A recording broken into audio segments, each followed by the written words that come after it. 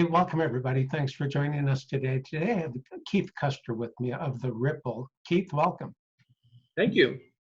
Hey, so I know a little bit about your background, but I'm curious, would you share with folks, you were working in the corporate world, you had a good job, and then all of a sudden something clicked with you and you decided to take a different direction with your life. Would you share a little bit of that journey with us?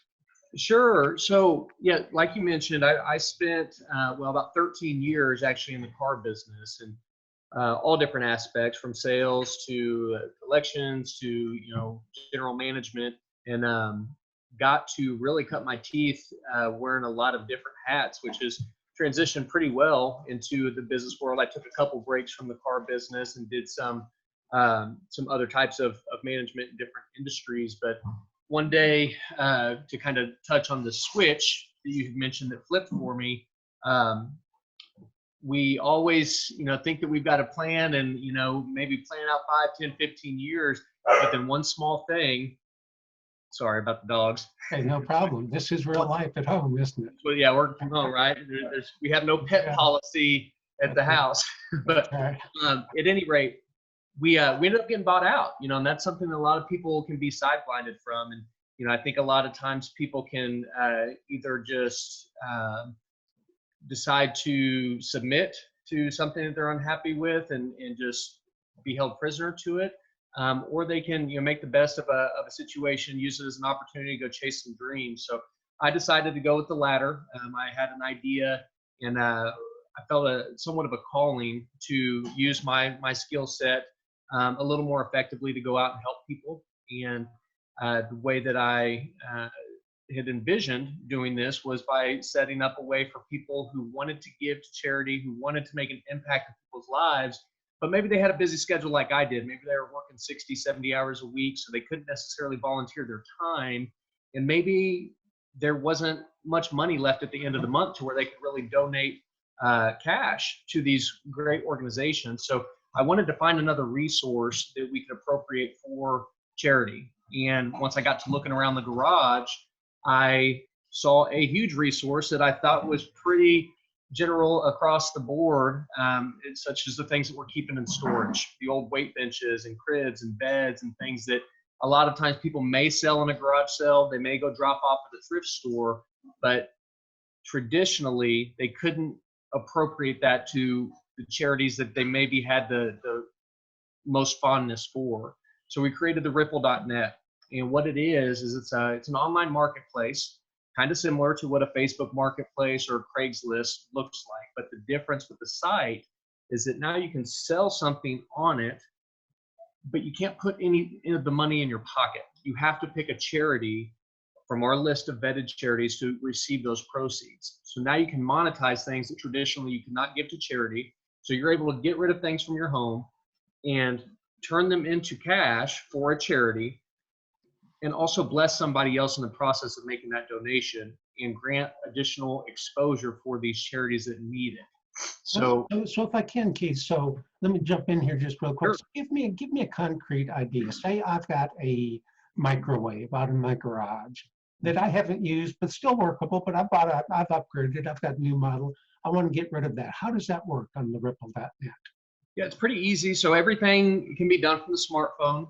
So this day and age, you pretty much got to be able to operate everything from your phone. You can do it from the laptop as well, but it's as simple as snapping a picture of that microwave and writing a quick description that says that, hey, I've got a fully functioning microwave, paid $160 for it or whatever the case may be, but I don't need it anymore and I don't necessarily need the money for it. So if you want to pay $35 to our local church or to the Humane Society or the Special Olympics or whichever charity really resonates with you, you say, hey, this money's going to go to them and you can come and take this microwave off of my hands. As the seller, I'm going to get a tax receipt because I am making a monetary donation to a charity. And somebody else in the community, maybe somebody who's reestablishing themselves after a divorce or somebody who's just getting out into the world on their own, maybe they don't have $160 laying around to buy a new microwave. Well, now they get a great deal on something and possibly also finds out about a charity that otherwise they wouldn't know about. Fantastic. And so then the financial transaction is handled on your site, on the ripple.net, but Yes. then the delivery is handled from purchaser to buyer to seller? Is that how that operates? Yeah, so a couple different options here. Okay. Obviously, this day and age, not everybody is going to want to meet up with a stranger, and that's something that we recognize pretty early on. So we do have some delivery options where you can use UPS or FedEx Ground or Bungie or Uber Freight. You can have somebody drive across town for you or hire one of these delivery contractors to go and pick up something for you. But ideally, we want personal interaction to happen. So that somebody can say, hey, yeah, you are getting a great deal on this microwave, but you're also blessing a great cause who's actually trying to build a new building or to reach into a different community. And this money that you're paying for this is actually going to go and help that. So not only does that person get a great deal on something, but they also get to find out about this new cause when they meet up face to face. So we do want that to happen, but obviously people are going to need other options. So we do have some delivery options as well. Fantastic. So, and at this point, so you go through the process, if I understand correctly, you go through the process of vetting these charities, these not-for-profits, before they're listed on your site. Is that correct? Sure. Now, there's all sorts of authorities as far as which charities are on the up and up, and we are not in the business to be grading these nonprofits. But of course, we have a responsibility to the public to make sure that these nonprofits have a 501c3 certification, so they are tax exempt and recognized as a tax deductible organization so that we can grant a tax receipt for them.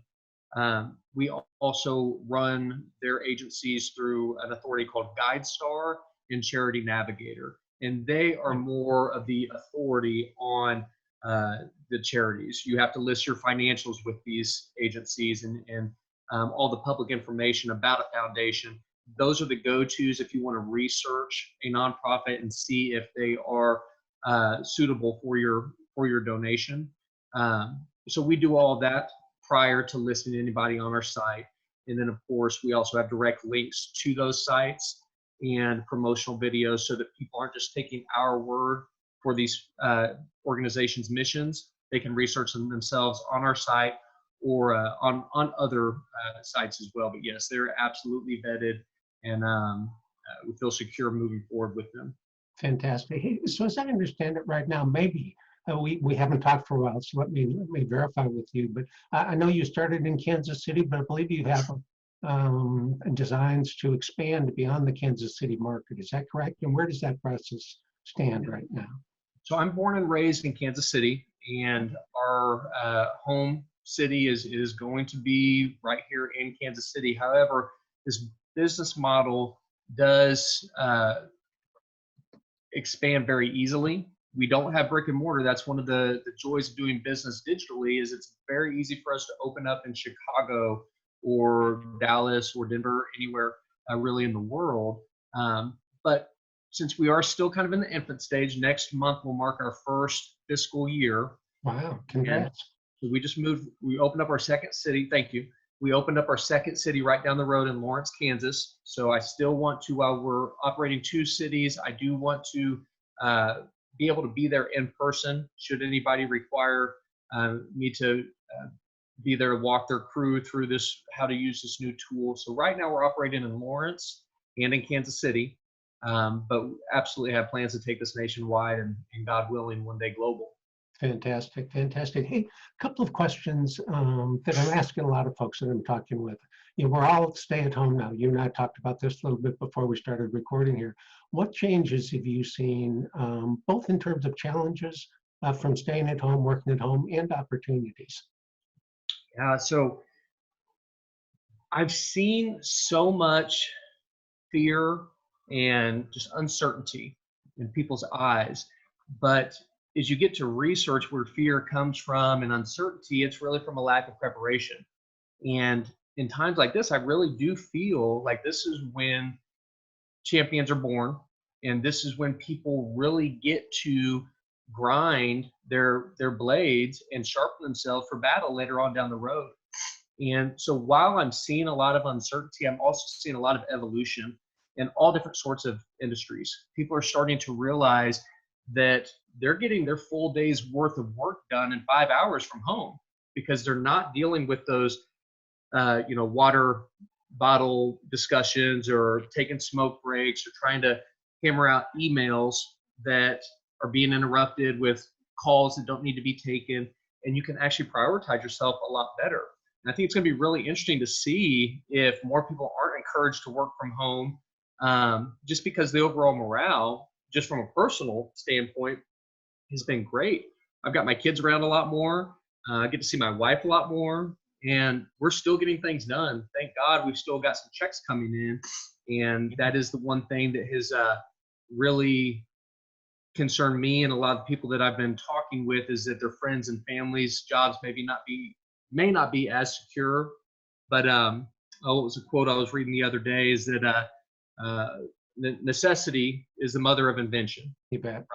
Right now, there's a huge necessity to overcome this. So I cannot wait.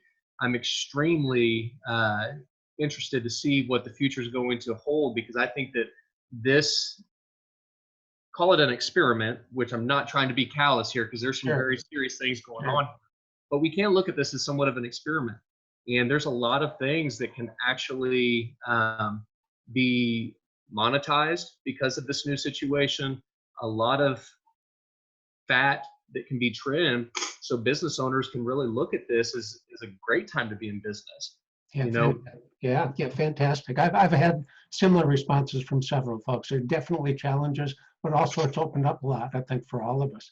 Hey, kind of as we wrap this up, Keith, what can you say to folks? How can people reach out to help support your cause, the Ripple.net, and by doing that, support local charities? What can folks do at this point?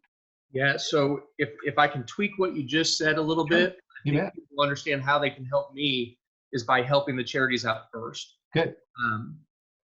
The most important thing that people have to realize is that nonprofits don't have huge marketing budgets. They don't have massive staffs, and they rely a lot on volunteer help. So recently, galas, 5Ks, golf tournaments, and all sorts of fundraising events have had to be completely curbed indefinitely. They don't know if they'll even be able to put these on this year. Some of these are home runs for these nonprofits, and they're really banking on this money to be coming in. And they're falling by the wayside at a time when an influx of clientele for these nonprofits is here. More people are needing help from these nonprofits. These nonprofits are getting less cash. So to help me out, I need people to help the charities out. I need people to take another look at something that they're considering to throw away, that maybe they're upgrading their washer and dryer with their tax check, but that washer and dryer still works. Please don't put that out on the curb and put a sign that says free to a good home. You know that you're going to be upgrading your living room furniture, your bed or bicycle or whatever you're doing. Shoot some pictures of those things and post it on the Ripple.net for a few weeks. And you have no idea the difference that a little act like that can make in people's lives. There are people going through nightmares that we can easily turn a blind eye to, but if we were in that position, a lot of us could crumble if we weren't able to just get clothes, get washers and dryers so our kids can go to school or go anywhere and clean clothes. Things that we take for granted are not the norm for everybody. We can make a difference. So if you want to help me out, help out others, it will trickle down, but we have to be active. We can't sit by and watch this and do nothing. In order for evil to triumph, all that's necessary is for good men to do nothing. So I need good people out there making a difference with the Ripple.net, and I'll be a happy guy. Fantastic. Hey, Keith, thanks so much for joining us today, and best of luck with your venture. And we'll post this, and folks can reach out to you to support your cause and local charities. Thanks again. Thank you, Tim.